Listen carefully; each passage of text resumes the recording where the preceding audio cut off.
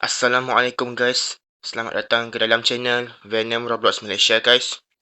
So, dalam video ni Venom tak nak cakap panjang-panjang sebab Venom ada sepatah dua kata je nak cakap dekat korang semua.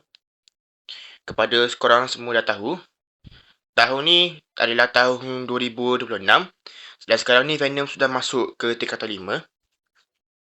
Untuk pengetahuan korang, tahun ni maybe Venom dah tak boleh dah sambung buat YouTube. So, ini adalah video yang kali terakhir Venom buatkan untuk korang semua. Kepada yang korang semua tahu, Venom sekarang ni dah masuk tingkatan 5. Dan tak lama lagi Venom dah nak ada trial semua. Trial nak pergi ke SPM.